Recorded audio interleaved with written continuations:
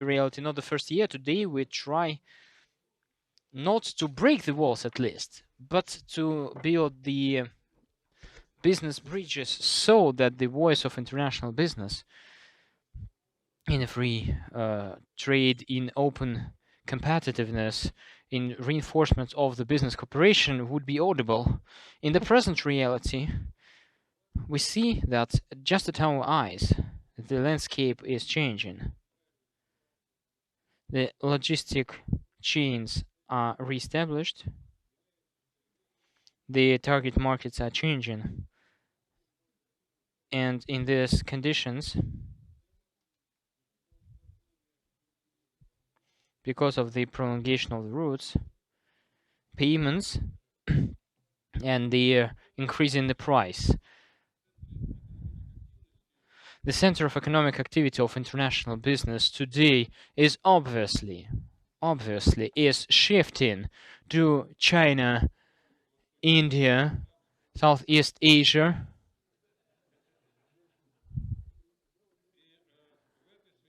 and because of this, it's very important to see these tendencies. And here we have representatives of these countries. The ninth year, the Financial Business Association of Eurasian Cooperation is making this forum with the support and the Eurasian Economic Commission. On different stages of forum, the leading state organizations and public communities joined this. And there is a Department of Governmental Connections, Senate of Berlin, International Congress of Industry and Entrepreneurs.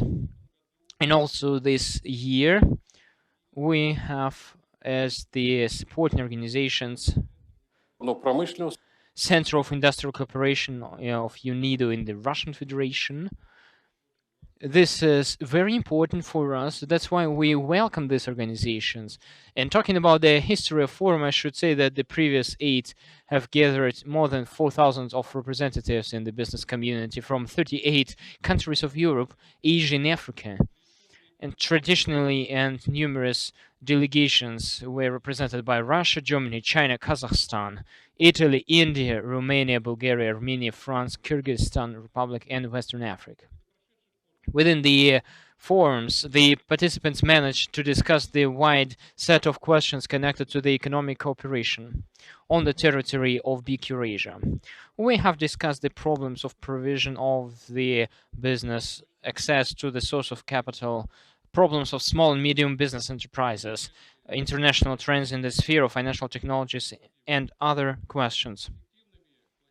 The effective facilities for the search of business partnership were becoming the panel sessions of the forum, which were always established on the industrial principle. This year, the plenary session of our forum had a week before of international business cooperation, and thematic sessions were held in Moldova, in Italy, in Russia.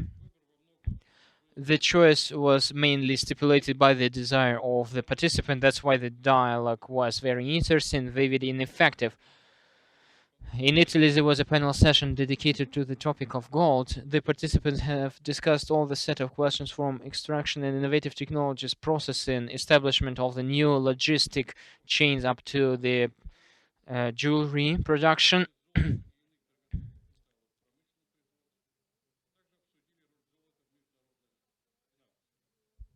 And international financials. In Moldova, a panel session was dedicated to the acute problem, the food safety. In Russia, there were several thematic topics or panels dedicated to the problem of internal and external migration as the main resource, very important resource of development of economy. Together with Coordination Council of Trans-Asian Transition, there were panel session of transport corridors, the establishment of the old and establishment of the new logistic chains. Intellectually rich was panel session of financing of sustainable development, and the participants were asking the question if there an opportunity for the growth in new geopolitical conditions. The discussion was held around the problem of perspectives of financing of sustainable development on the global, regional, and national level. Also, in the frames of our forum, there was a planned International Bank Council, which was finished just recently, on which the members of International Bank Council discussed the mechanism and the mechanism of interbank transactions in the present situation. More than 400 people participated in the week of international business, and at the present moment, the plenary session, we have seen registered more than 200 people. And because the broadcasting would be on YouTube channel in FinArfi, the numbers of total viewers we would get later, but our week event, we had participations from 36 countries, and today plenary session is represented by the heads of business from China, India, Russia, Brazil, Africa, Europe, international organizations of United Nations, and UNIDO. And of course, carrying on this forum is not possible without the sponsors, and I would like to express my gratitude to official sponsors of the forum, the corporation of PLC Rose and the company Promtech. And at the end of plenary session, we would give them grants. And also today there would be the awards for the winners of International Award Business Elite of Eurasia. And of course, the colleagues, I would say that we have the welcoming speeches I would express from the first deputy of the administration of President of Kazakhstan Republic, Timur Suleiman, Vice President of Armenia Republic, Gek Grigorian, and other welcoming speeches. Now, dear colleagues, I would like to turn the floor to our traditional moderator of today's event, Alexei Gromyko, the head of the Russian Academy of Science Eurasian and the professor of Russian Academy of Science. Well, Alexei, the floor is yours. Alexander, I express gratitude for giving a speech to me. I have a big pleasure once again to be invited after the to be invited as a moderator in a plenary session, which has the title "To Build the Bridges, Not the Walls: Business Eurasia in the New Reality." Длинная очень. We have a long and important list of questions, topics, problems which the organizers have suggested to discuss. And today, in the center of our attention, we have the Business Eurasia. And I would remind you that we gather after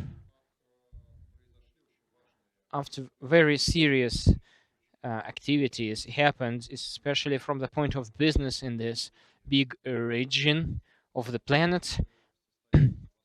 In Cambodia, we have East Asian Summit and ASEAN Summit. After that, on Bali, in Indonesia, we had the meeting of G20. In capital of Thailand, 2 days ago, there was a meeting at this Asian Pacific Cooperation Summit is over. We meet from year to year, and we tell each other that more and more attention of the world is switching to the events in Asian and Pacific region, and this region is becoming the main driver of the global economy and the policy, together with the fast-growing markets and countries in Africa, in Latin America,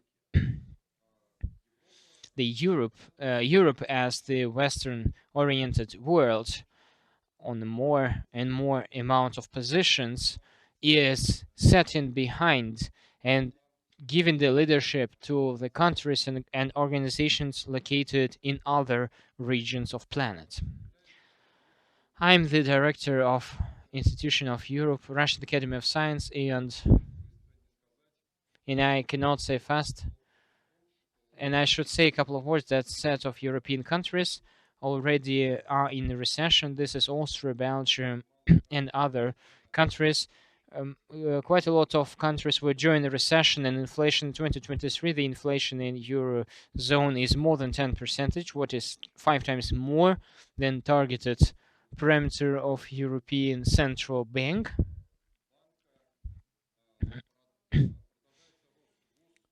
there is a growth of the state debt of most of the countries, the members of European Union, and in France this is 115%, in Italy 155, in Germany 17, Britain is 100%. And there is the data which I faced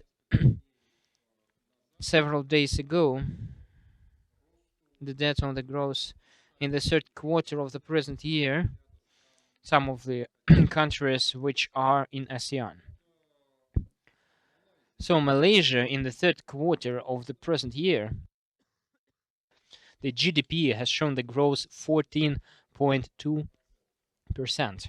Vietnam 13.67%, Philippines 7.6%, Indonesia 5.72%, Singapore showing 4.4% growth, Thailand in the third quarter, we don't have the data on the second quarter, 2.5%. And even such numbers show the first closure not situated but global process which are in our world, and definitely the whole business of the planet is considering this fact. Let me, following the script, to invite for the welcoming speech Mr. Li Ximin, the head of the Financial Banking Association of China, Mr. Li Xiaobin.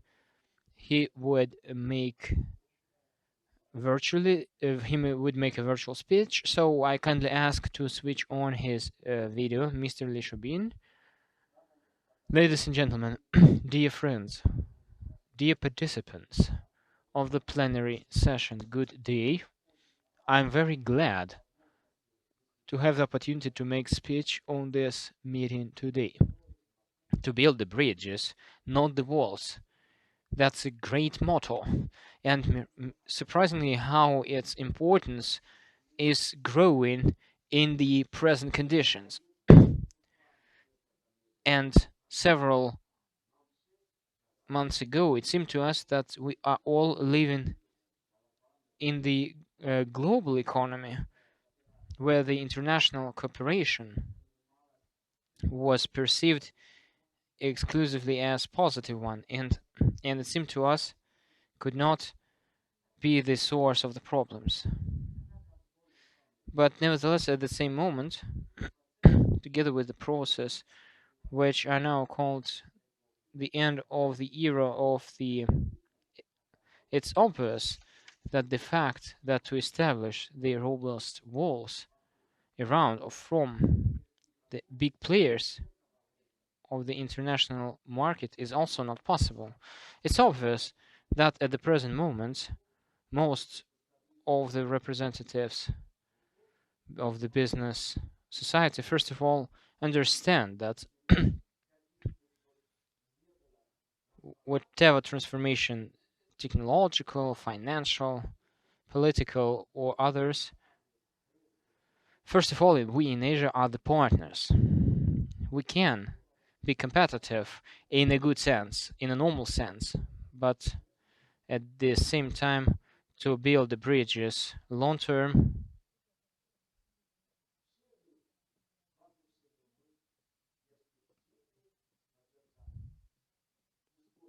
and sustainable development. And the leaders of our countries are saying to us about this. The head of the Chinese Republic, Xi Jinping, in October of this year said that we are following the concept of sustainable development. We pay attention to the priority economy of resources, protection, and recovery of ecology. We protect the nature as the most important, and we go on the civilized developments, which is by the development of production. We provide the population health and the good, safe ecology. We warranty the sustainable development for a long time. Such a civilized development of any Eurasian country is not possible without the full partnership relations. I'm really happy that despite the present external tension in our present forum, we have the participants of or representatives of all the Eurasia, Africa, East. That's a wise geography. That testimonies on the demand on the financial business associations of Eurasian cooperation. Our forum, since June, we had a week of international business, and within the 4 days, the participants had discussions about the different, very important and acute topics, starting with the problems of food safety, up to the discussion of the ways of achievement of stability in the work of financial mechanisms and carrying out the business, and also search of alternative systems of forecast analysis of the growth for sustainable development and the acute ought imprinted it on the agenda of our forum today. The mutually discussions and respectful dialogue which assist our forum proves that the mechanisms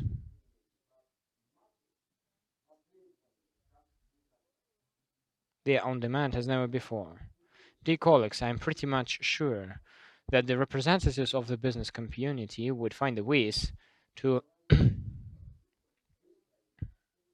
and to establish the build the bridges of cooperation and also intellectual results of the work of the participants organized by FBAES, and that would show our goodwill and desire for the fully fledged cooperation. Only together we can overcome the crisis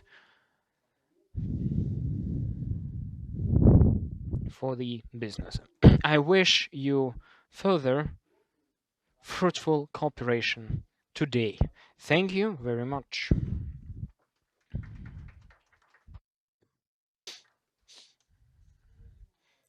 We thank Mr. Shabin, and with a great pleasure, I would turn the floor to the Bakajan Sagintayev, the member of the Minister of Economy and Financial Policy of Eurasian Economic Commission of Eurasian Economic Union. So, Mr. Bakajan, the floor is yours. Thank you very much. Good day, dear participants of the forum, ladies and gentlemen. Let me, on the name of Eurasian Economic Commission, welcome all the participants and to thank for the opportunity to participate in the present event. The questions which are planned to be discussed are important for our questions. Depending on their decision, their competitiveness and investment attractiveness depends on the national economy. New technological way is going together with the dissemination of progressive technologies. Increase of integration and achieve of the maximum effect for all the members connected to the definition of prospective long-term cooperation in economic field. We need to start from the integration of the countries and their potential. New reality only reinforce or the opportunity of the big Eurasian partnership that it would be from the several regional blocks based on the common interests of the participants and mutual technological logistics suggestions and solutions. For establishment of sustainable structure, we need to increase the connectivity of the economies of the membrane countries of Eurasian Union. Technological cooperation should be increased, which can become the basis of the development of the high added value goods. And general implementation of the transport projects would help to provide the transport availability and establishment of the new logistic chains. Investment and innovation organizations, investment projects with a high integrational effect. In the condition of the multilateral mechanisms which are weakening the key factor of provision of the trade in the sphere of investment. And on this depends the opportunity of full-fledged implementation of Eurasian integration. On the internal market, the Commission works over the establishment of the taking away the obstacles and the regulations, and also we solve the questions on simulating the economic cooperation, stimulation of economic cooperation, and import substitution, because our trade of the countries is mainly oriented to the external partners. The international activity of Commission is dedicated to reinforcement of external connections and international status of the Union. As the priority of international cooperation, we have a system dialogue on the national and country level with European Union, ASEAN, Shanghai Organization, main regional unions and organizations. The Commission is targeted to deepen the relations with the countries which have signed the memorandum with Eurasian Economic Commission and the other membrane of friendly countries. The separate is the friendship and partnership with Chinese Republic. The new perspective direction of cooperation is the implementation of memorandum which was signed summer this year, and interaction with United Arab Emirates. Because of different conditions within this short period of time, the international economy faced several crises. Its consequences breaks the logistic and production chains and deficiency of the critically important goods. On this direction, the key direction of integration is provision of food and energy safety. Solving the problems of the food safety is done by the Commission based on a set of principles. First of all, this is implementation of potential of mutual trade members countries which are members in agricultural segments. Very important factor is the increase of food independence. In case of influence of competitiveness from external and internal markets, and provision of the food safety is not possible without import of material technical resources from the third countries. It's obvious that the global processes of the modern social development directly or indirectly connected to the energy resources. Reliable access is in a part of each country can provide the energy safety. Eurasian Economic Union is answering these challenges stage by stage, step by step, creation the general or common market of energy resources. The basis are the principles of effective usage of the resources of the member states. Our main goal is to satisfy the demands of the national economies in main energy resources and provision of collective energy safety.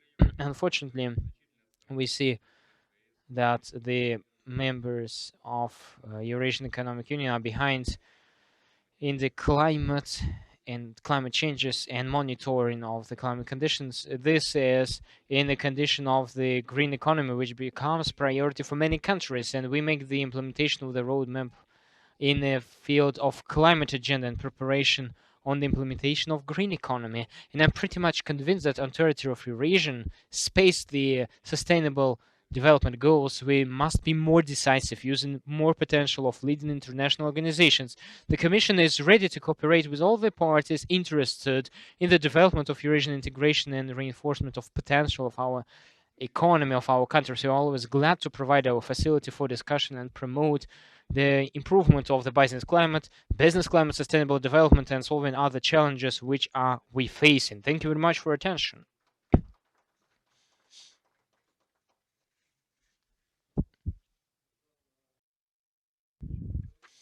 Mr. Bakajan, thank you very much for your speech, with which you have slightly touched all the key, at least many key questions. The solution of which would make a fundamental influence on the well-being in the business in the space of Eurasian Union. We are going to count that all the inputs which you actually mentioned, that would be implemented in life, in the success which we are going to develop, and the problems on which you paid attention and put more accent would be solved in a positive key. Thank you very much, and let me turn the floor to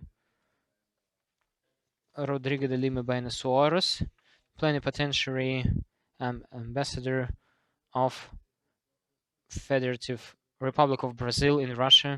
Mr. Ambassador, he would be online, and we ask Mr. Ambassador.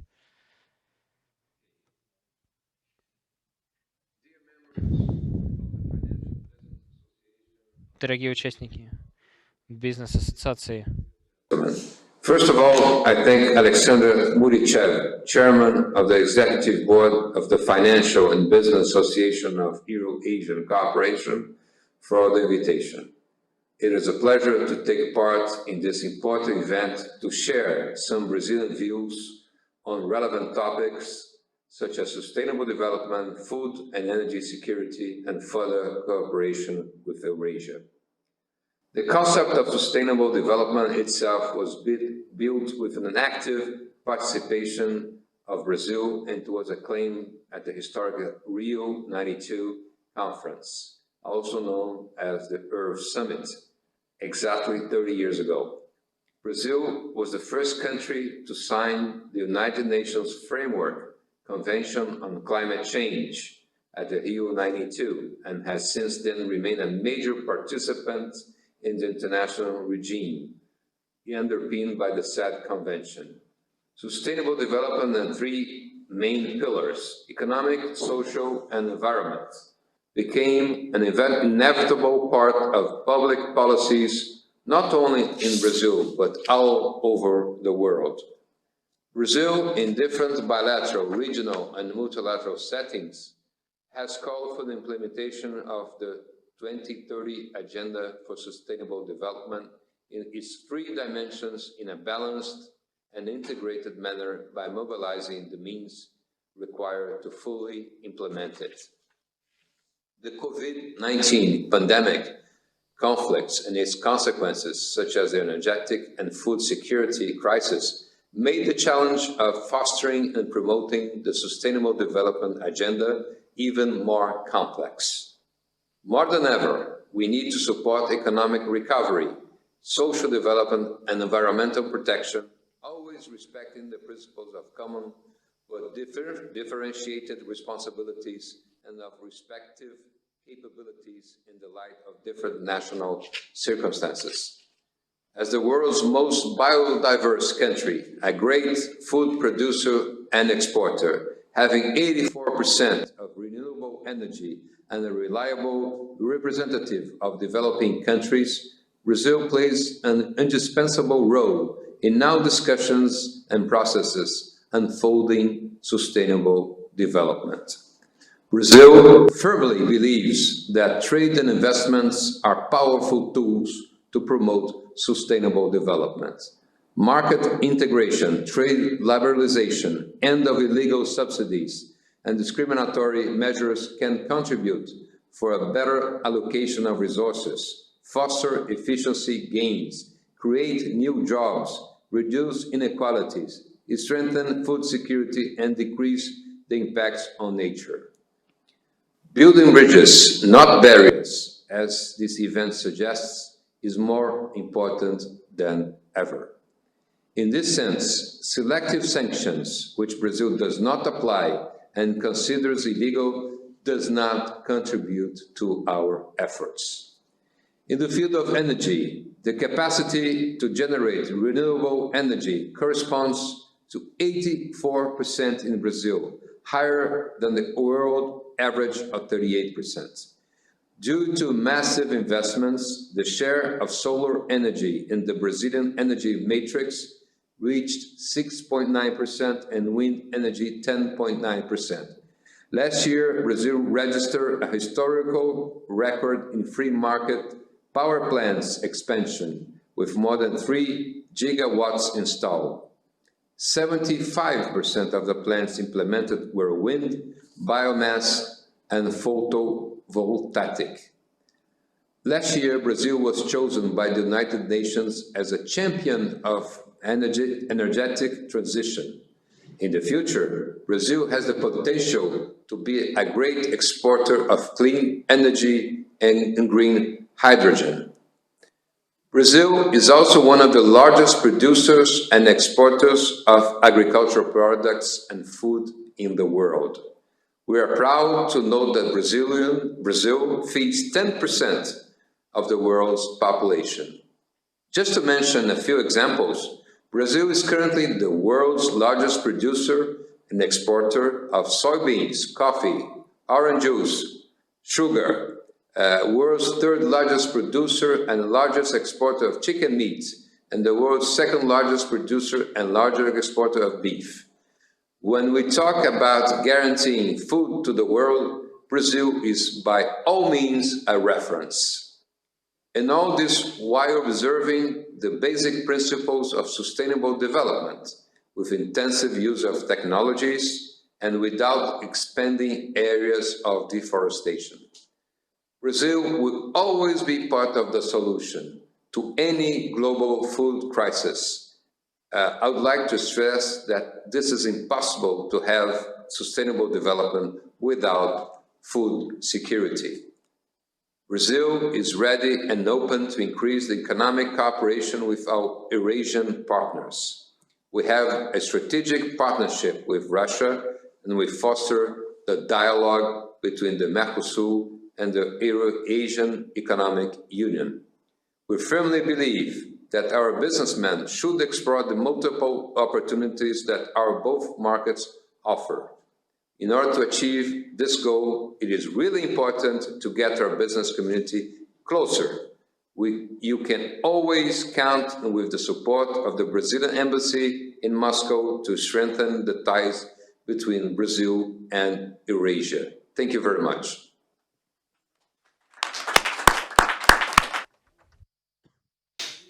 We thank His Excellence, Mr. Ambassador, for his speech. Brazil is definitely is turning into, at the present moment, into a real industrial, agrarian, agricultural superpower. And as we have heard right now from the Mr. Ambassador, this development is followed by the policy of sustainable and balanced development. And definitely Brazil is becoming more and more country which cannot be substituted in different types of products in different fields of the economy, finance. It's on the member of BRICS and G20, big friend of Russia, practically in all our countries in our space, independent to the political forces which are entering into force. We have watching that out with a deep breath on the process of president campaign in this very important and huge country. With a big pleasure, I'm glad to turn the floor to Alexander Shokhin, president of the Chamber of Entrepreneurs. Professor, please, the floor is yours. Thank you very much. I'm glad to welcome honorable audience on such a representative forum dedicated to such an important question and problem on one side. When something is built up, these infrastructural barriers, but if we build the walls, these limits and obstacles will just grow. That's why it seems to me very successful motto, the forum of plenary recession, which is formulated. And I think that there would be particular ideas how we should not build up the walls and to break the walls which are now, not to make them higher but to build more bridges, not only transport and logistic but financial also, which are joining us in the conditions of outstanding pressure, which is done or put on our country. Definitely a special significance is the constructive cooperation and dialogue in international facilities and communities, which Alexei mentioned, with G20 and ASEAN and some other organizations.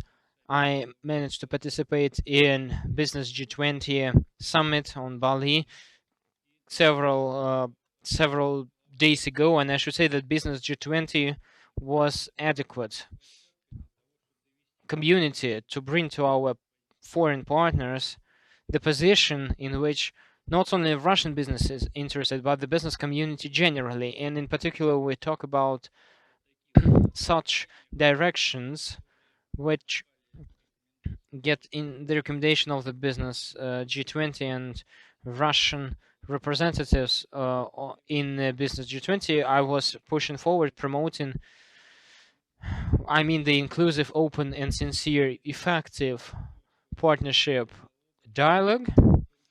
Also, in the frames of post pandemic management in the field of investment, including the World Trade Organization or information, the World Trade Organization is in trade of investment. It does not function up to now as organization on the solving of the argues. It is blocked by the United States of America, and definitely to recover the status would be very important. And also that would be also very important for the solution of the problems connected to the climate regulation, because the trans-border regulation was violating the principles of World Trade Organization, reinforcement of support for achieving the inclusiveness of the global chains of delivery, and establishment of the price. Some time ago, we as a key topic, Lee Shubin was also mentioned today, we studied the global chains of delivery and usage of the national competitors as the chains, and now we unfortunately should recognize that these global chains are broken, and we have the clubs for creation of these chains, and these clubs are creating also created by the principle friend, not economic effectiveness or inclusiveness. And definitely important direction is stimulation of the innovations, digitalization, implementation of technologies for the support of international development and alleviation of future global crises. G20 was established for overcoming of crisis year 2009 and 8, and not to give to make more to avoid new crises. And we should recognize that G20 is not coping with this. The global recession is at our threshold, and Alexei was already mentioned today talking about the data on Europe. Definitely G20 could play a higher role for the anti-recession activity, if not was so enthusiastic on political problems, because there are other facilities for discussion of the global geopolitical problems, in particular the role of Organization of United Nations. We see that recent time is not sufficiently high in the tackling these matters. Very important is to provide the cooperation, the global cooperation on the sincere and sustainable transition in the energy in developed and developing countries. And here definitely we have the energy transition problem, climate problems, they are very important. Also is very important anti-discrimination attitude to the countries in which this transition cannot move forward with the same speed as the leaders, and we need to develop the movement on these goals on different speed and velocity. I should remark that the business has a pragmatic attitude in this global challenges, and we suppose that this dialogue should continue in the part of despite the limitations and with the pandemic we see that the zero tolerance for the COVID in China does not give opportunity for China to move to the sustainable economic growth in which many countries are interested, so that the China should keep the high speed and to have a high demand on high energy resources, but would continue to stay the driver of global economic growth. And sanction limitations are connected to the conflict on Ukraine, and we suppose that all these tariff and non-tariff limitations, first of all, should be withdrawn, considering the critically important goods, and definitely this is food, medical goods, drugs, and raw materials as well. And here, first of all, we need to make the initial steps in order to make this non-economic to make this economic limitations to be withdrawn as fast as possible. And definitely the mechanism of this crisis reaction in the frames of G20 business has suggested to create the committee on the crisis regulation, which can uptake the obligation on the open on seamless flow of critical goods and the mechanisms. And this is not the way of overcoming of the crisis, but the alleviation and ease of the crisis and the recession if we would have it.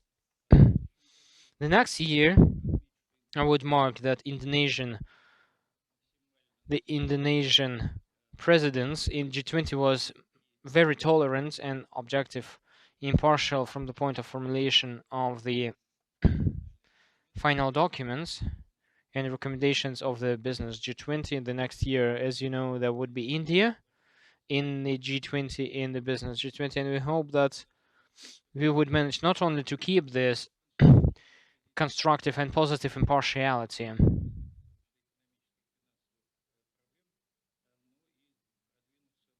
but to move forward in the question and establish new mechanisms of struggling against the crisis also in financial and banking systems in people relation. The second institution which is actively used for protection of the interests of business and promotion of interest of the business in a perspective direction. This is Eurasian Economic Union. Bakajan Sagidantayev told already on the key development directions, and the business communities are actively participating in the implementation of these tasks, in particular to push forward the interests of the business. We have established the Business Council of Eurasian Union. We closely work with Eurasian Commission. We have a consultancy council and the head of Eurasian Economic Commission, which has the representatives of 5 leading business members of Eurasian community, all the members, the Minister of Eurasian Economic Commission, and we actively participated in the development of the strategy integration until the year 25 and development.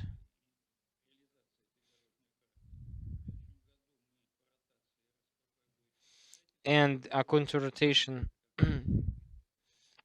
is Russia would be also the head of Eurasian Economic Union, and among the priorities, we also consider the following: the project cooperation on the projects, practical project and development of Eurasian chains, the added value in perspective, and this is creation of business investment climate in Eurasian Economic Union. Very important to have this seamless transition from one regulatory practice to another one in the frames of Eurasian Economic Union, in order not to make the business face the necessity to reestablish the relations with national regulators.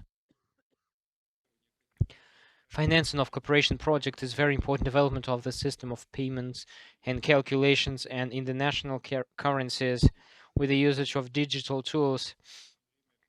And the recent time that's actively discussed the problem of development of the system of paying relations and calculations which cannot have the national jurisdiction, about this President Putin was saying on the Valdai Forum. It's very important to look on the opportunities of the usage of the special financial tools which are in our country and international centers like Astana.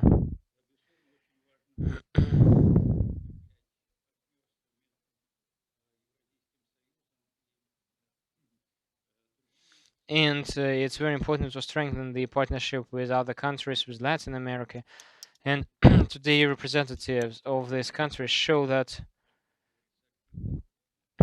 we actively work on this track, and it would be important to establish the system of the business dialogues between the Business Council of Eurasian Community and business community of these countries, in particular by the preparation of Summit Russia-Africa. I think that we would push forward this direction. It's very important to provide adequate awareness of the opportunities of cooperation with Eurasian Union, also the external perimeter of Eurasian Union and inside the Union as well. One more aspect, which unfortunately we do not speak much about, this is economic aspect and the soft power, soft skills. Though we we must talk about and think about the business interests, but cooperation in the frame of education, it's a very important element of promotion of economic interests. Russia, recent times, has shared the intellectual potential with sets of countries, with Kazakhstan, with Kyrgyzstan, with Armenia, because of known reasons and because of the negative impact on this migration process of qualified human resources, partial mobilization. But we hope that that would be for better for these countries and for better for establishment of the more effective cooperation in the field of such branches as digitalization, so on and so forth. And the last, what I wanted to tell you about is the necessity to use the regulation assessment, the acts on the Eurasian community and evaluation of the factual impact, the mechanisms which are actively used in our national systems. And it's very important that the business would participate in the assessment of how this or those projects of the acts influence on Eurasian in the Eurasian community on the implementation of investments on carrying out the business and so on. And after some time, we need to look whether it worked, which were implemented in the normative documents, and don't we need to correct it? This mechanism of evaluation of regulating influence of the solutions and the impact of the decisions which were already taken 2, 3, or more years ago, that's a very important mechanism. And in some cases, we promote it effectively.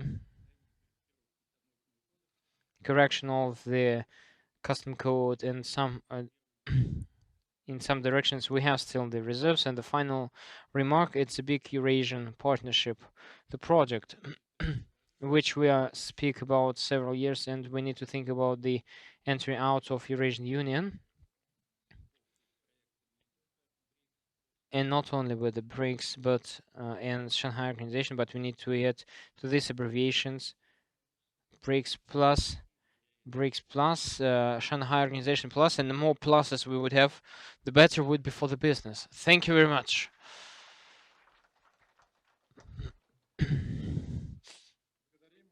We thank Alexander Shokhin for his speech. Really, I have written the terminology which we face quite a lot. This is dialogue, constructive cooperation, partnership, openness, sincerity, inclusivity, and I think that this is quite important list of the carrying out the policy and the business in the 21st century.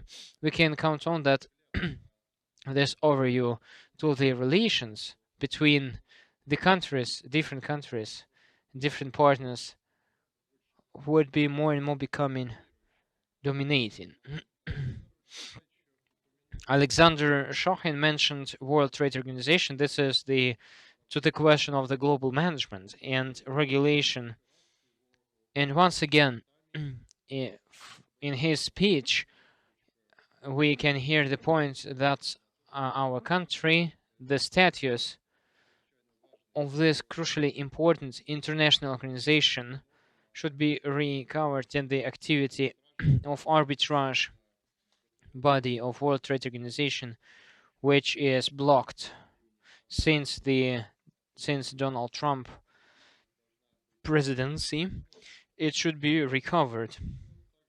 And also, Alexander mentioned and was thinking about the problems with the chains of delivery, with added value chains, and he mentioned that we see very worrying process of deglobalization, of dissemination, of dissolving of the world on different blocks or clubs. And 10 days ago, director of of international Kristalina Georgieva of the International Foundation, she made a speech on this topic. What be the cost for the world of dissolving on the blocks? And she was very sincerely talking about this, and she gave particular numbers. What would be that worth for what would be the cost for the world? The speech of Alexander, there were good words, kind words about India, the country which continues to make the sovereign and independent policy in trade, in the economy. And I, with the great pleasure, would turn the floor to the Rajanish Goengo, the head of MSME Development Forum, the member of the National Council at the Ministry of Small and Medium Entrepreneurship in the Government of India. I welcome you. The floor is yours.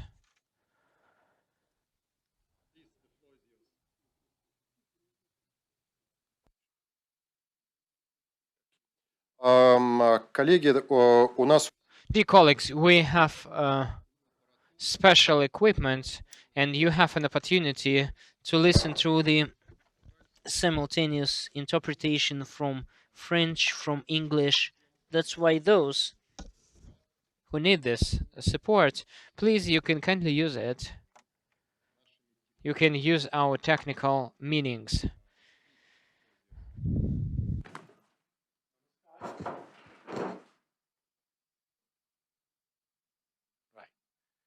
Namaskar to everybody. In my culture and religion, namaskar means that I bow to your soul, So that's. And when we are talking about building bridges, not the barriers, which country can be more important or advocate of this slogan?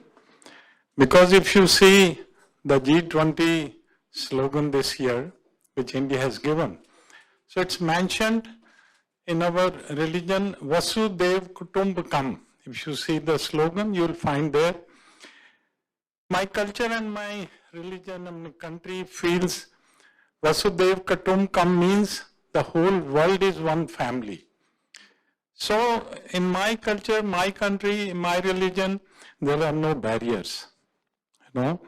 And from ancient times, we believe in this. And my country is the most reliable friend to the world for thousands of years. It has been proved. Anybody who has come to my country is welcome. He was welcome. They came to our ports. They did business. They took money.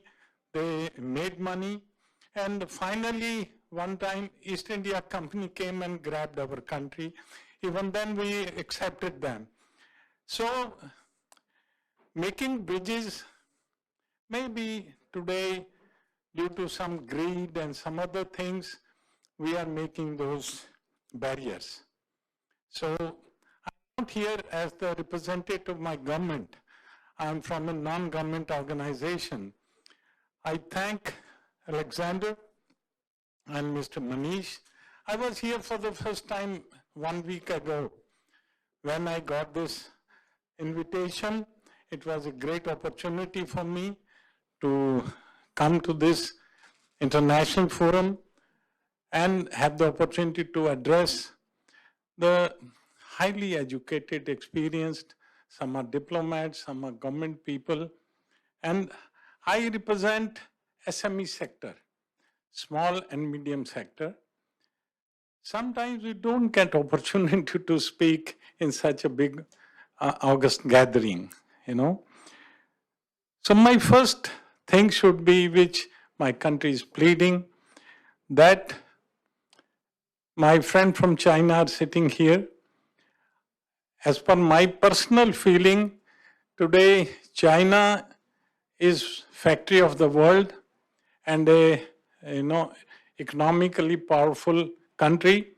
I believe my study says it's because of SME sector in China. They promoted SME sector, and similarly my country also. Lately, earlier SMEs were discriminated, even my country. My Prime Minister understood the importance of the SME sector. He pushed the MSME sector, maybe because of his push and support to me and giving me some backing. I'm here to promote SME sector, connect them with Russian SMEs. Normally, SMEs are very innocent and having less knowledge and sometimes less resources. My people from India, SME sector people, I told them that I'm going to Russia.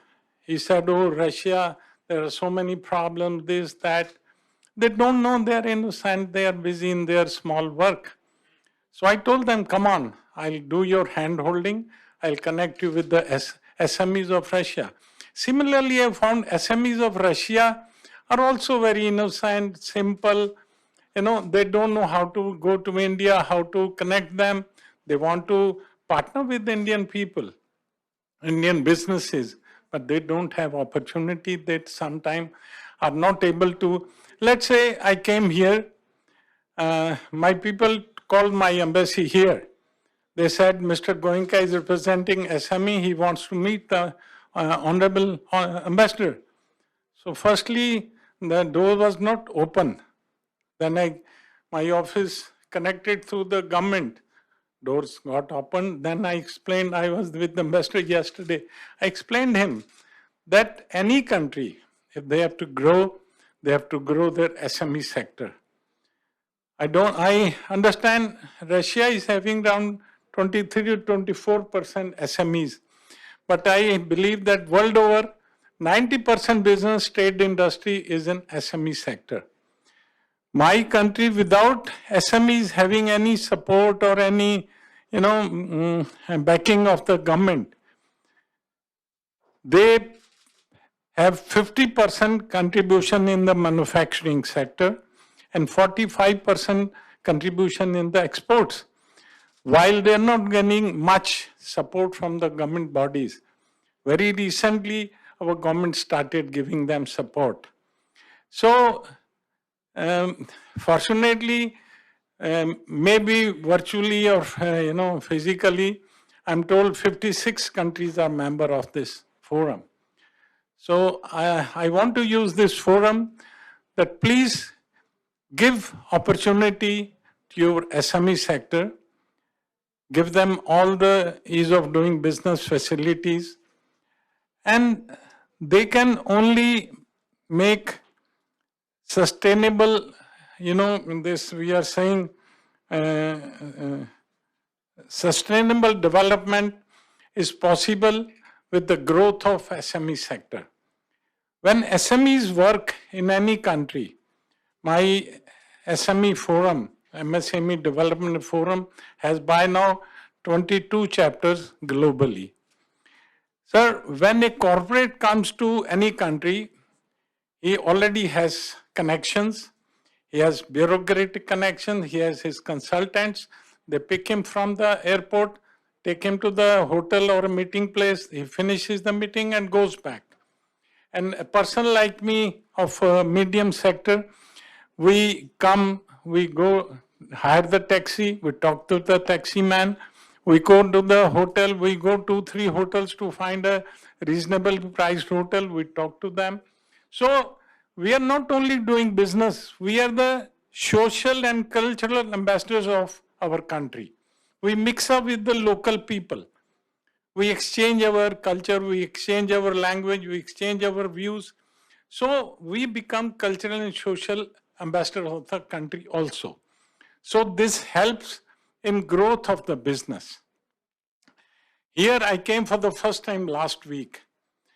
You'll be surprised, within 1 week, I've come again on their request, invitation, but within 1 week I have found so many friends, so many connections, so many links, but they are not purely my business links. They are my social links. But business is growing through those social links. They are connecting me with the third person, fourth person. They are becoming friendly with me. They are understanding that, oh, he's a good person. He will connect us rightly, because I'm not a bureaucrat. I'm not a politician. When they talk to me, they feel at home.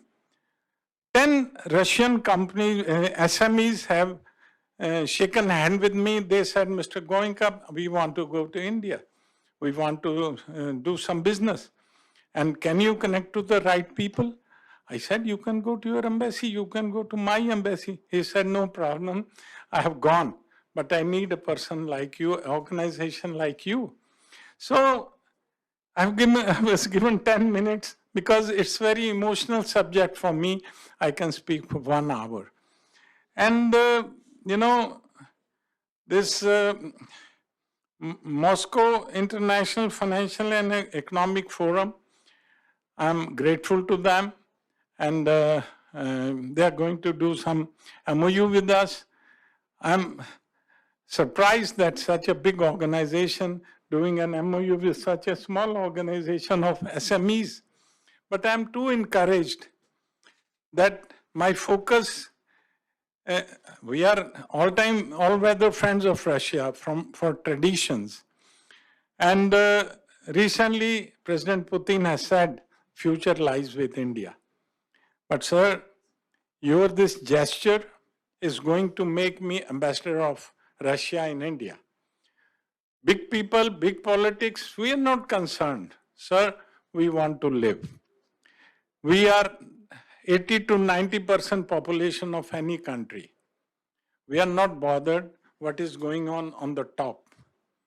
We want to live, we want to have bread, we want to have butter, we want to have education for our children.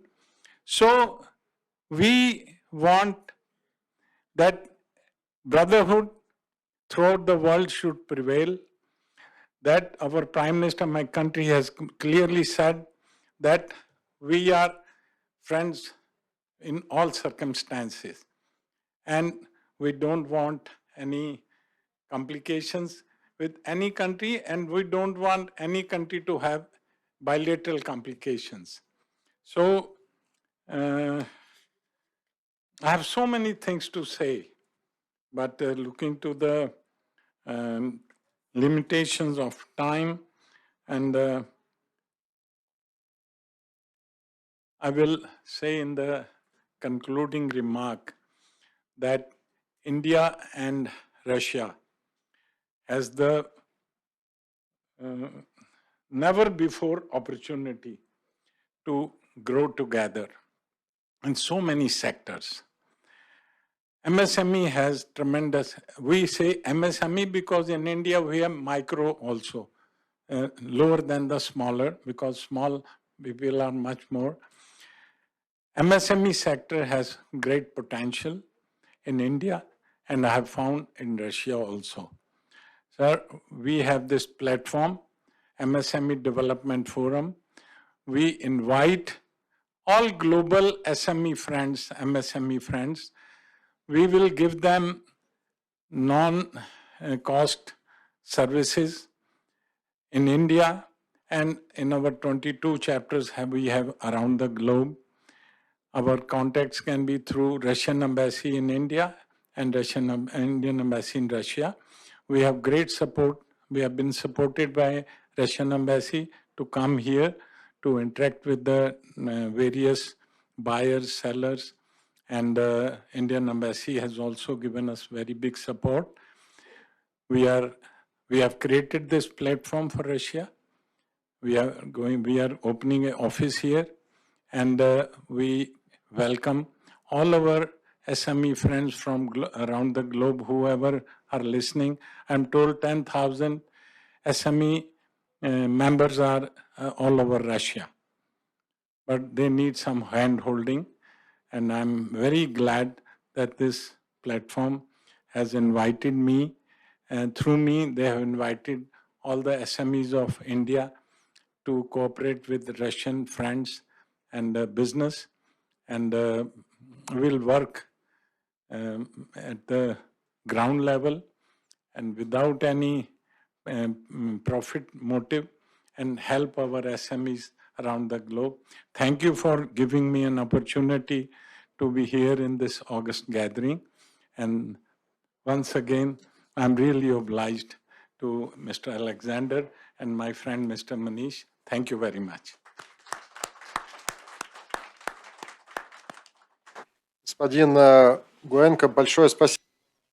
Mr. Grenka, thanks a lot for your speech, and you attracted our attention to a very important topic, the role of the function of small and medium business, not only in India, but everywhere. And really, you have very impressive numbers that you showed to us in your country. The contribution of small and medium business to the industrial sectors, 50% and 45% to the export of your country.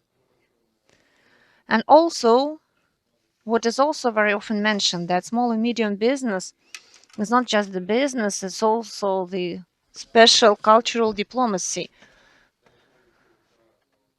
And of course, it should go together with politics, with business, if we want to understand each other very quickly. So the united market of the European Union is included in 3 leading economies of the world, 3 leading countries of Eurasian Union, and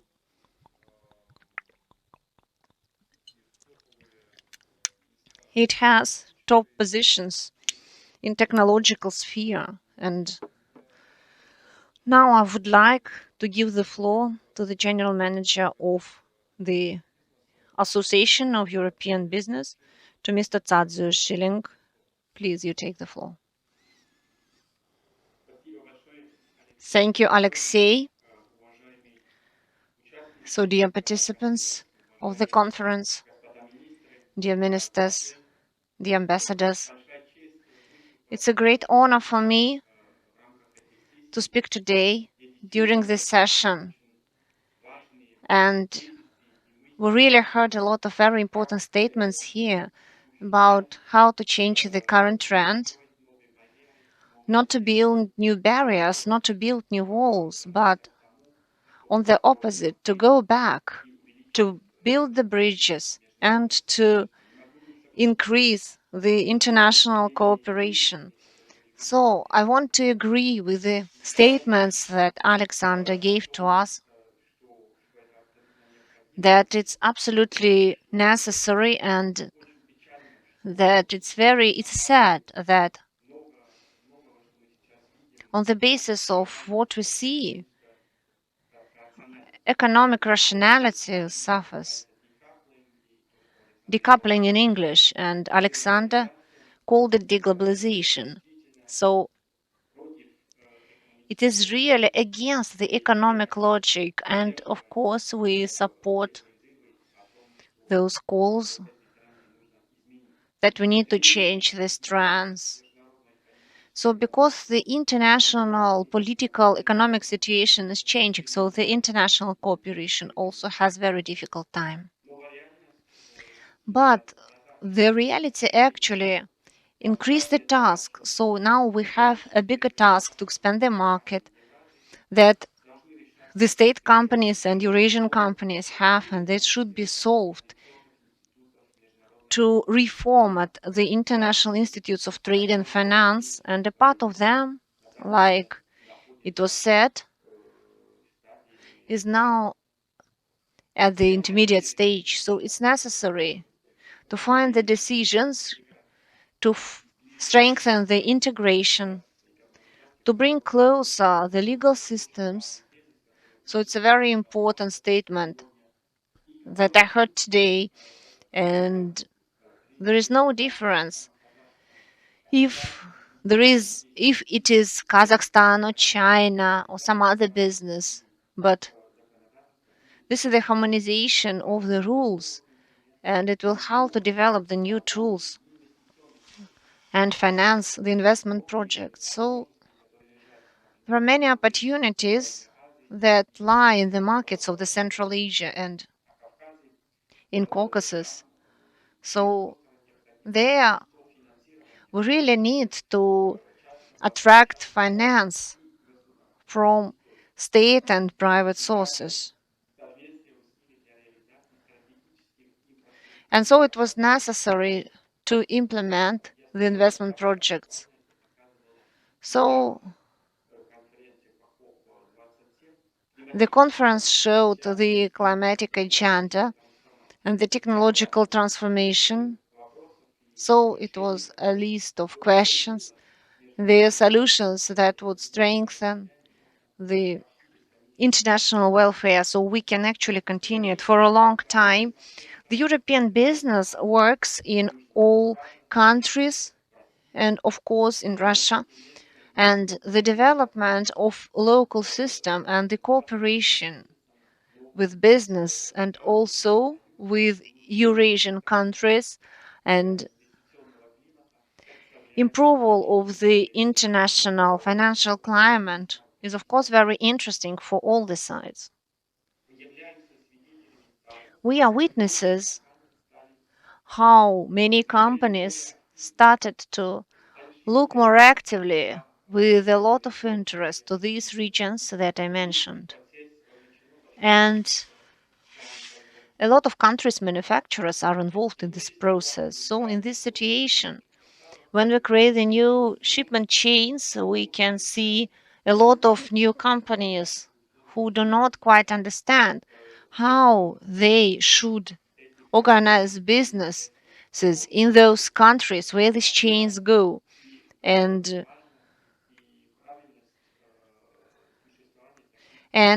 this justifies these events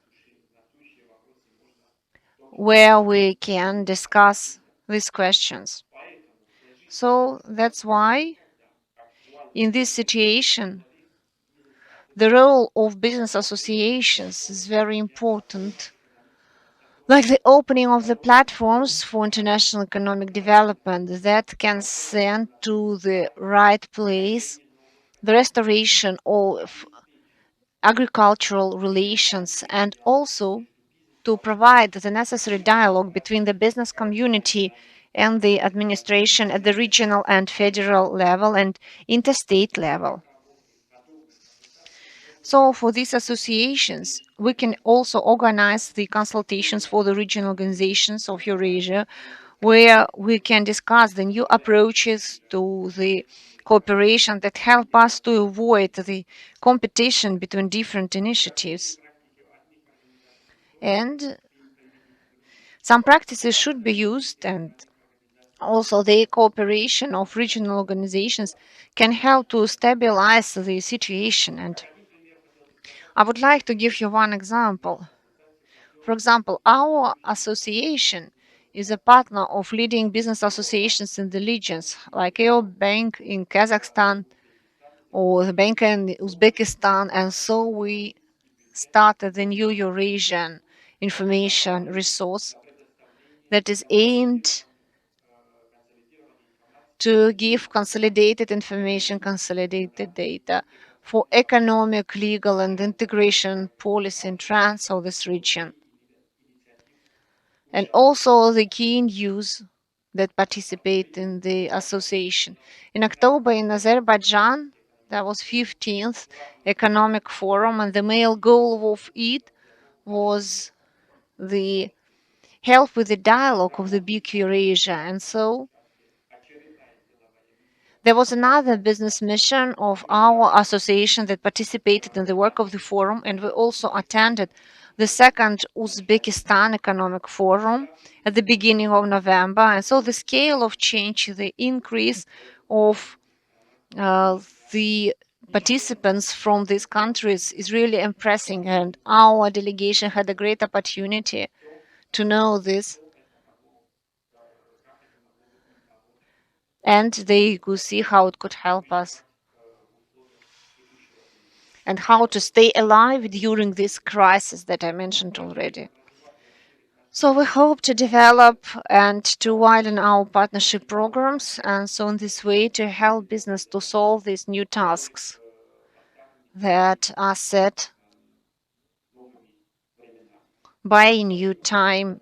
Thank you, and I wish all participants of the conference to have a good discussion and useful meetings. Thank you.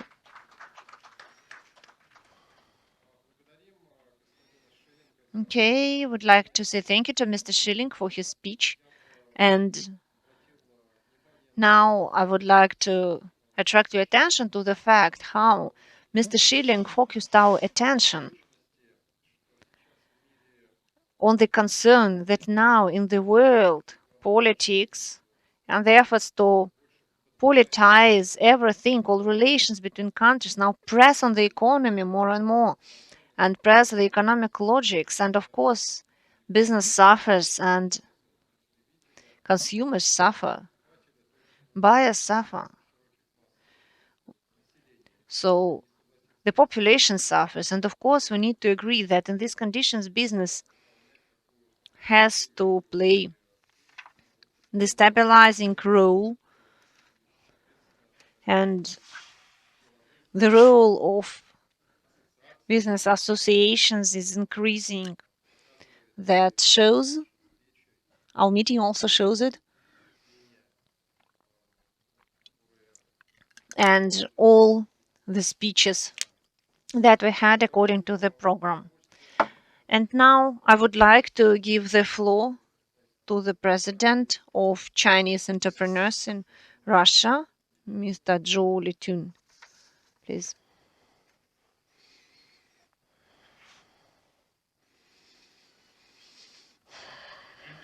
Hello, dear participants of the forum. For me, it's a big honor to speak here and to represent here the Union of Chinese Entrepreneurs in Russia. So, 4,000 companies are members of this union, and they are represented at the Russian market. So, for many years of the work of the union, Chinese business relations have been growing, and especially 2022 is interesting. In 2022, we had the pandemic of coronavirus, and we had a lot of economic sanctions, but Chinese-Russian relations showed their stability. The bigger the pressure, the more the potential was revealed of the Chinese-Russian relations, and especially it was important for the trade. We could see it in 2022. Actually, the circulation it was increased by 33%. It was $153 billion. It's a lot, but we are waiting for the record at the end of the year. According to the forecast, the turnover between Russia and China will be almost $180 billion. So, you know that the heads of our countries set the goals $200 billion. In 2022, Russian-Chinese trade got the fresh energy of the growth. But of course, we have different problems starting from logistics and up to the banks. But the most important thing is that Russia is looking to the east and China to the friendly country, Russia. We have trust and we are ready to solve all the problems gradually and to develop cooperation between Russia and China. So, custom of Chinese Russian custom had an increase of export to Russia of the trucks or special uh, equipment and also the export of car accessories was also increased. We are ready for the opening of the center of Russian Chinese car center on the basis of the shown center. So the center will have all then producers of vehicles, of special equipment that work at the Russian market. We invite you all to see it, and we are also thankful for the continuous support from our partners. And we thank the organizers of this forum. And we can see this association, we can say that we try to build the bridge between our countries. So this union of Chinese entrepreneurs in Russia make also their contribution and they create a very strong platform where the Russian business and the Chinese business find the common tongue. So now, considering these conditions, the mission of our union has a special significance. I would like to say thank you and I would like to wish you successful work, a lot of energy, good health, and everything good. Thank you.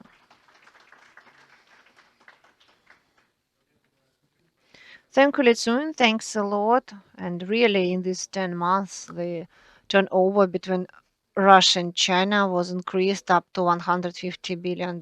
And we have now a goal to reach 200.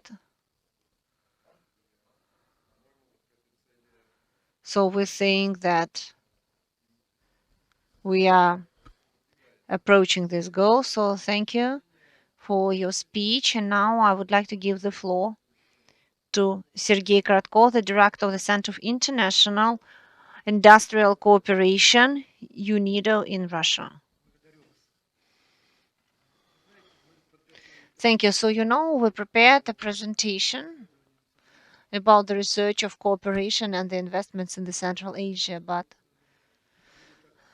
maybe I will skip some slides. And first of all, I would like to share my emotions. So I came today during the night. I came from Vienna, where we had the Council of the Industrial Development.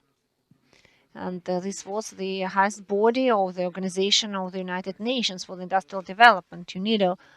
And the Deputy of Minister of the Industry and Trade, Alexei Gruzdev, was the head of delegation. So we had a meeting with the General Manager of UNIDO where we discussed the questions of the mutual cooperation between UNIDO and the government of the Russian Federation. Now, I'm so filled with the emotions. I came back with very positive emotions. And initially, we had fears because in all the speeches, the representatives of the European Union, they started with the same thing, but the official representatives of UNIDA did not comment the current situation. Our new general manager was an ex-minister of economy of Germany. They said UNIDA is not a political organization. We are far away from political questions, and our main task is to technically help the development of industry and also environment and climate change. So this is what we need to focus on. During the meeting with our delegation, we shook the hands. We had pictures with the Russian flag at the background and UNIDO flag at the background. And then our head of delegation was invited to lunch together with the general manager, and my personal impressions are, so I spoke with many representatives. First of all, of course, with the Chinese representatives, because I was mostly interested in them, because my boss, the director of the coordination of the industrial office and development, he said that as a UN member, I need to have the neutral position, but as a representative of China, I support Russia with my emotions and with my soul. It was very nice for me, and I can see that what happened, this Council for the Industrial Development, it really goes together with the logo that was here to build the bridges, do not build the barriers. So I can see our organization, the Organization of Industrial Development, as a bridge that representatives of Western countries can also see to organize their cooperation in these new political conditions that we have now. So now I would like to show you the presentation very fast. I will try to stick to the time. So here you can see just dry numbers. And there was the study that was done by the High School of Economy and then by UNIDO, how the situation looks now. So what are the perspectives of foreign investments in the region, so the Central Asia? So here you can see that Russia and China are two different players in the region, and there were fears that they can contradict each other. However, Russia is what is written here, natural resources. China is infrastructure.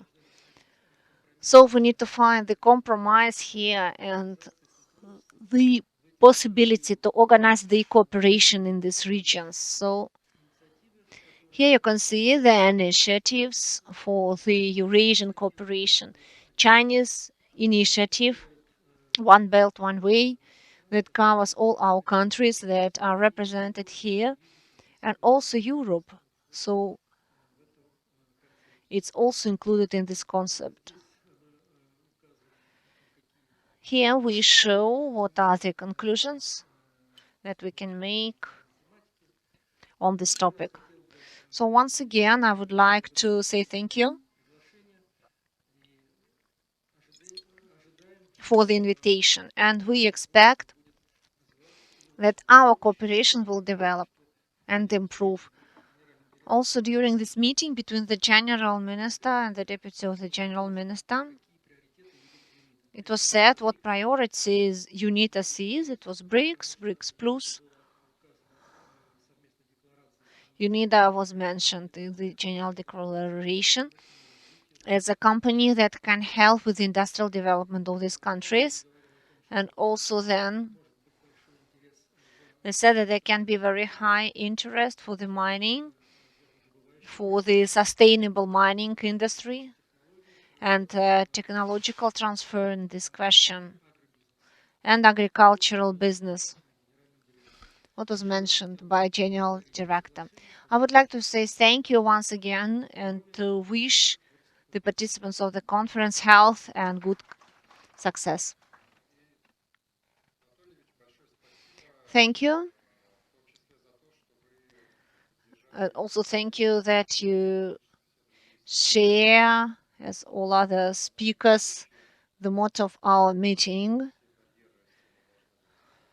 Barriers and walls should be destroyed and new bridges should be built, and those that do not function, they need to be restored. Mr. Lesun spoke a lot about special equipment, so we really need to use the special equipment of the whole world. So of those countries that are opened for the work to restore these bridges. So thank you, and now I would like to give the floor to William Fidel Suleiman Quinde, the Managing Director of African Infrastructure Capital, Golden Organics Global, Burkina Faso.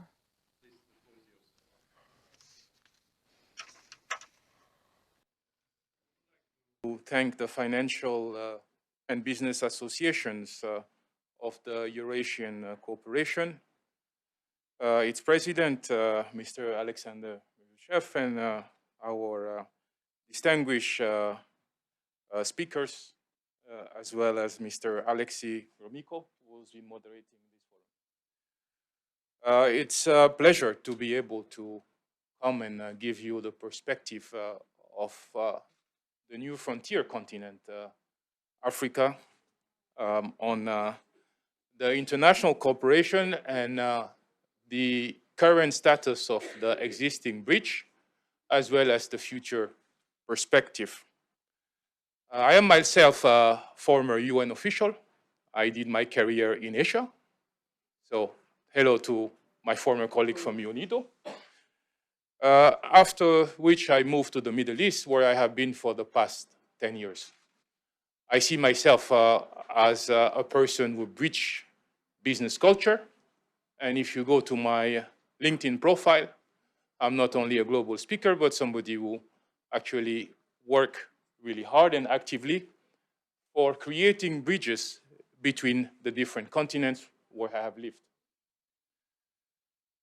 So I'm also the founder with Mr. Biryukov, which I would like to congratulate, of the Regional Center for Strategic Development between the Russian Federation and Africa. We have created this center after the Sochi conference to restore the long-standing cooperation between the Russian Federation and Africa. President Putin has reminded us that we had a long-standing friendship dating from the time of colonization, where the Russian Federation, at the time the Soviet Union, has provided exceptional support to the African nations to gain their independence, but also has provided support in education and have trained our first doctors, our first engineers, and other technical personnel who has built the Africa that we have today. I would like then now to show you the presentation which I have prepared, because today I would like you to take with you a different picture of the African continent. Not the pictures that you see in the big medias, but the real pictures, and be able to understand and seize the opportunities that are now attached with the continent. Next slide, please. Right, it's important to recognize today the size of Africa. It's very important because size does matter, right? With over 30 million square kilometers and 54 countries, Africa holds most of the reserves of minerals such as copper and bauxite. And I believe that our friends from Asia understand the importance of having these bridges and routes open for international trade. Next slide, please. You can also see that Africa is a land of diversity, and you can find most of the languages which are spoken, at least in the European spheres, in Africa. And you can see that maybe beside Russia, we managed to fit in our continents the size of many other continents. So now you realize that what you actually normally see on the map is not the actual size of Africa. Next slide, please. I will not come to the financial numbers, which shows the accelerated growth and the status of the financial market in Africa. And you can see that today, the fastest growing economies are actually on the continent. For now, fueled by the rising prices of commodities, but more and more as a hub for processing these commodities in final products for the global market. Next slide. Very quickly, we can also see that today, African financial market outperform the European markets. And this is to tell you that despite having been excluded for a long time from the financial market, the continents today and in the future will be one of the most dynamic financial places in the world. Next slide. Now we come to the driver of this growth and a little bit of understanding of what are the key points of Africa for the global trade, basically how we connect to your own routes, main routes for commerce. Next slide, please. So you can see that we are now building a very complex network in order to be able to move both the primary resources and in the other side, more important, and this comes to our strategic cooperation with Russia, the energy, because our economies can only grow to the level in correlation with the energy that we can have to support the economy. You have the route from the north, the route from West Africa, Central Africa, South Africa, and Eastern Africa, which is one of the most dynamic places. We have established in each one of the entry point of these key corridors a presence to support all the businesses around the world to do business in Africa. Next slide, please. This will be my last slide. And this tells you basically how we are now looking at building the necessary infrastructure and what are the key projects that exist, right? And you can see also two of the countries which have been supporting and financing these trade routes and these hubs. And these are all the investment opportunities for which we invite your regions to come and cooperate with us. We have an extensive database of projects which are ready, on which we can cooperate with all the businesses interested to work with us. Last slide. I would like to thank you for your attention, and we will be gladly join, Mr. President, if you allow me, your organization as an observer. I think we can have a significant contribution, and we are very pleased also to participate in the future to the Moscow International Financial and Economic Forum. I wish to all of you a very good forum. Спасибо большое.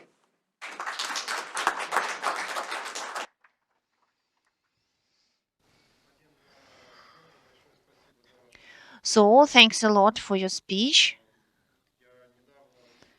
Not long time ago, I found out that when you translate from more language, Burkina Faso is translated like language of honest people. But besides, and your slides showed it, it's also a country of very young people. And I think that the African countries and your country have great future. And Russia does a lot to restore and to develop their positions in Africa. The first forum, Russia-Africa, was very successful in 2019, and next year there will be the second forum organized. So thanks a lot. Now I would like Now I would like to give the floor to the representatives of the Brazilian group, and he represents the Federative Republic of Brazil. He is online, so please.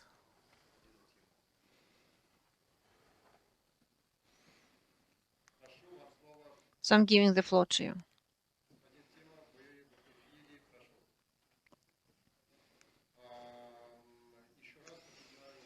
So I would like to remind you once again that we have the opportunity to listen to the interpretation from Portugal and also from Russian to Portugal. So you can use this opportunity, you can use the equipment. And Mr. Timo, please, the floor is yours.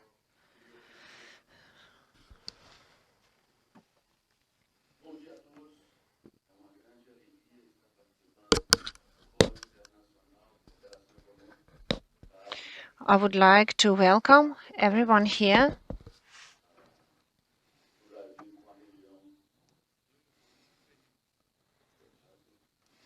And we really value the cooperation between Brazil and your country.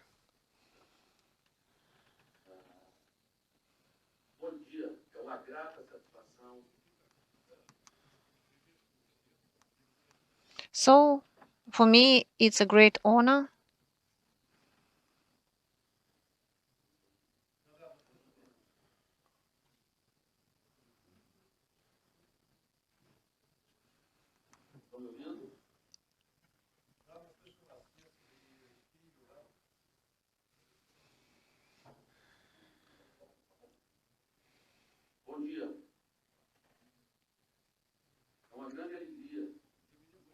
So for me, it's a great honor to participate in this international forum so that it confirms once again that we cooperate with Russia inside BRICS and also besides Russia. Participation in this forum is for us one more stage of the cooperation with BRICS countries, with Russia, with China and other countries, and we are sure that this meeting will help to strengthen the development of our relations, because we as BRICS, we now have closer relations than the Western countries and their united potential. So we created our own bank and we start to replace. If we calculate from 2015, so we created a lot of new institutes and we had a lot of new laws to develop our relations.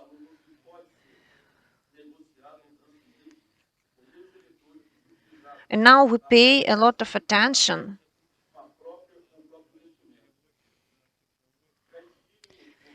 and then a lot of formats of our cooperation were transferred to the digital format. So in the European Parliament, they paid also a lot of attention to it, to pay more attention and to give support to the financial cooperation and industrial cooperation. So for us, it's a big honor. For us, it's a big honor that in new conditions that we have geopolitical conditions in the whole world, now our cooperation plays a great role to promote cooperation and to create, to implement the opportunities to strengthen the economy of these countries.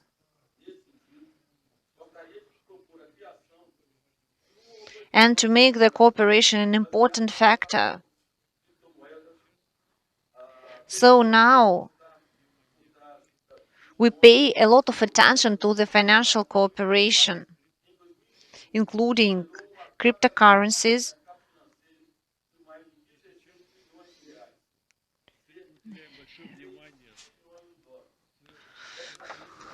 Now We pay a lot of attention to the strengthening of financial positions of our contacts, and especially we pay a lot of attention to the Brazil Bank and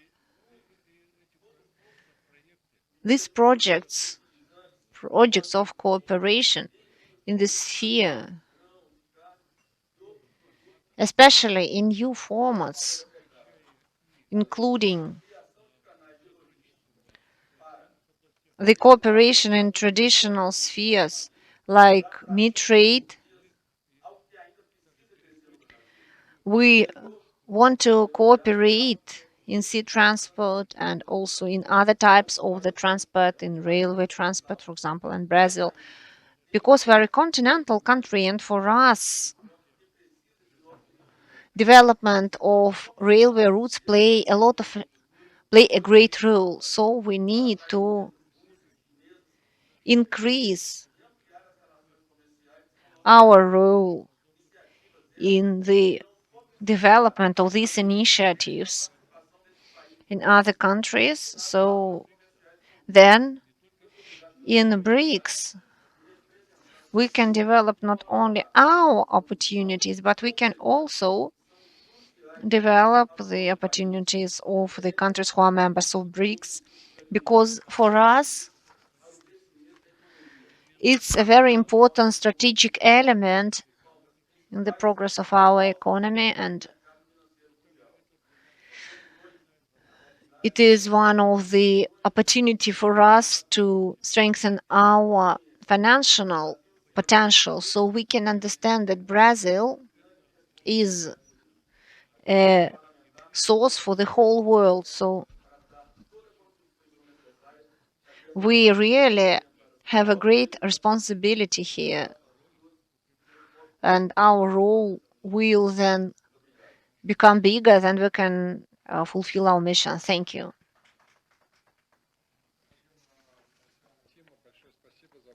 Thanks a lot for your speech. And I would like to give the floor to Vladimir Kuznetsov, Director of Information Center of the UN in Moscow and the President of the land country of the UN in Russia. He will be online, speaking online.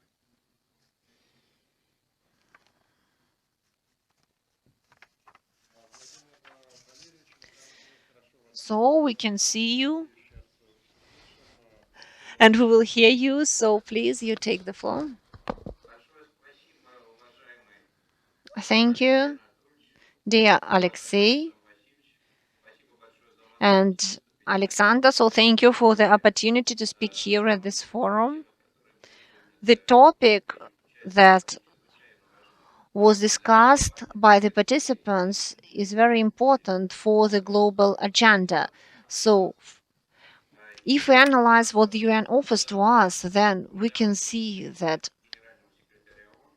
the General Secretary of the UN said on the 14th of November this year, during the forum of G20 in Bali, stressed the importance of the efforts that we all should take, the developed countries should take, from the point of view of reaching the global solidarity, because only this solidarity will allow to provide the overcoming of the crisis situation that the humanity is now, reaching the goal of the sustainable development that was described in the Agenda 2030. So these challenges that the General Secretary meant really shows that we are in a very bad situation, and these are the consequences of military conflicts and climate catastrophe and the global warming and lack of trust, poverty, unemployment, mass deportation of people, and the consequences of global pandemic. So the forum where we speak now is devoted to the lack of resources to finance the tools to reach the goals of the sustainable development and the restoration. The General Secretary mentioned the importance of the climatic part in the UN, because the forum of G20 was almost in the same time that the climatic forum in Sharm el Sheikh, where the countries confirmed the importance of achieving the goals of not overcoming the threshold of 1.5 degrees of Celsius. But at the same time, they said that we, with the same rates that we have nowadays, so if we have the same trajectory as the world economy has now, the leading economy, we do not come close to this goal. So the General Secretary of the UN mentioned the importance of accepting the Pact of Climatic Solidarity, and it is aimed at the leading economies of the world that will allow to bring the situation with the finance in the sphere of overcoming the negative consequences at the right trajectory. And they also mentioned the importance of reaching such indices as the necessity to have about $100 billion for developing countries, and it's necessary to accept the roadmap to double the financial measures, adaptational measures. But it's true for all the countries, not only for developing countries, but also for developed countries. I would like once again to say that the General Secretary to reach the global solidarity. Nowadays, we can reach it only with the help of the dialogue and the restoration of the mutual trust and the cooperation between leading economies of the world. So I need to come back what I started from, what we saw today. We can see the global lack of trust. Maybe I'm a little bit too aggressive here, but it's really similar to what the UN says, the General Secretary says. We need additional measures not only for the finance, but also to what is a key to the development and to the activity of any financial market. So this is first of all the restoration of trust and support of trust between the participants. So thank you, and I would like to finish my speech here. I would like to be more positive and more optimistic, but at the same time, I think that it shows the real situation which we are now. Thank you.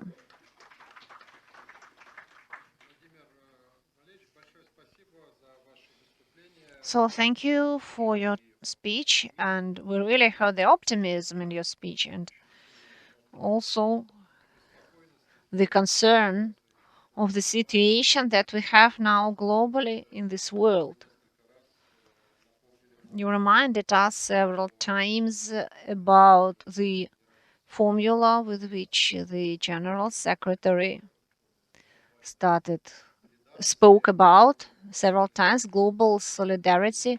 Do you remember 2020? We really had a lot of hopes that the countries, most countries who had this mortal pandemic can use this window of possibilities, and with the help of healthcare and medicine, maybe to understand the global solidarity. And now I would like to give the floor for the future moderation of our forum to the president of the board of Eurasian Cooperation, to Doctor of Economic Sciences, to Alexander Mushchev. Please. So now I would like to say thanks to you for this professional moderation and for your very competent comments. I think that all colleagues heard it. So it confirms that we have very good moderators.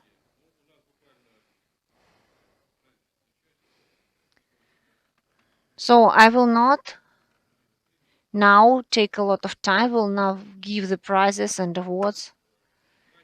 So please pay attention. There are very important things here. Important prizes to several companies and people. I think it's not less important than the content. Прошедший год. Ну, несколько слов о премии. Премия учреждена финансово-бизнес ассоциацией Евразийского сотрудничества и Международным банковским советом 30 ноября 2017 года. За 5 лет лауреатами премии стали 30 ведущих финансовых, банковских и бизнес-структур из России, Казахстана, Беларуси, Боснии и Герцеговины, Сербии, Индии, Италии, Армении, Китая, Кыргызстана, Тайваня, Узбекистана. Победителям вручали эксклюзивные авторские статуэтки с изображением пчелы, символа трудолюбия, сплоченности и благоразумия. Материал, из которого изготовлены призы для конкурса, это бронза, золото и обсидиан. В этом году оргкомитет премии принял решение ограничиться 3 номинациями, вручать только золотые статуэтки. Заключительная фраза.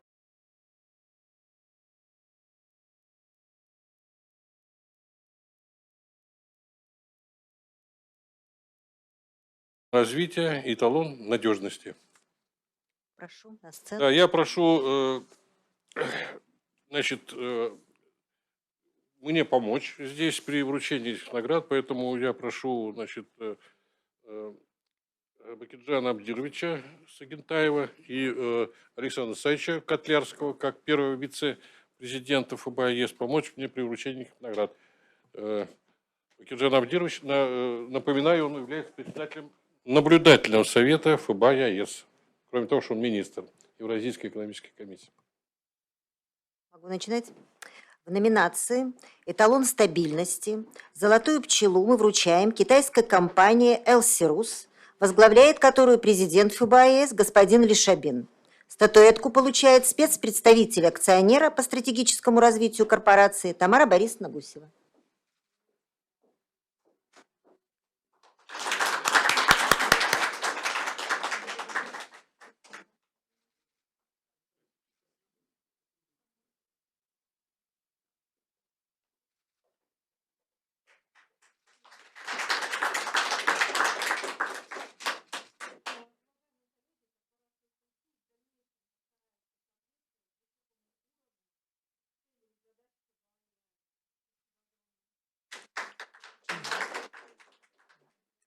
В номинации «Эталон развития» оргкомитет премии решил вручить статуэтку Ассоциации финансистов Казахстана.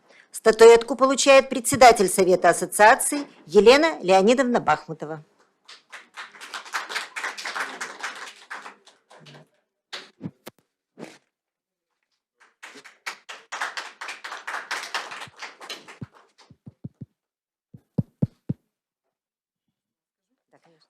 Диалог и сотрудничество – это лучший строительный материал для наведения мостов. Спасибо.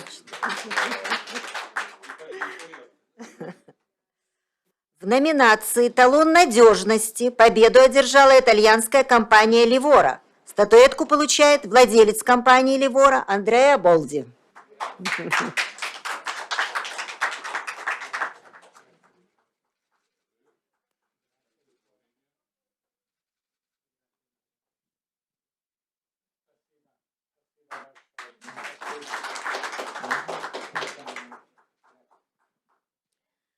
Теперь мы хотим вручить памятные дипломы и поблагодарить за участие в организации нашего форума. Опять приглашаем на сцену спецпредставителя акционера компании «Элсирус» Тамару Борисовну Гусеву. Компания оказалась генеральным спонсором нашего форума.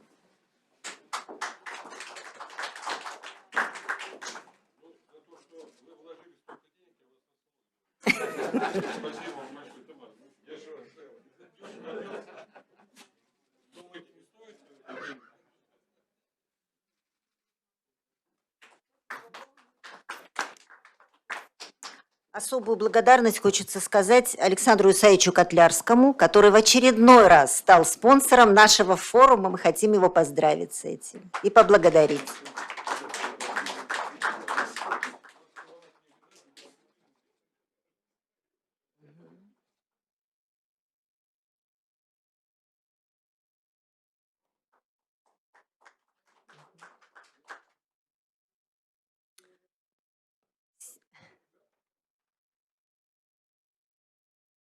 Уважаемые дамы, уважаемые господа, участники форума, мне досталась огромная честь выступить перед вами, сказать вам огромное спасибо за ту активность, которую вы проявили, за те очень интересные вопросы, которые здесь были подняты и которые обсуждались, и сказать, что для меня большое удовольствие работать в составе этого дружного коллектива, который видит перед собой массу интересных задач и направлений.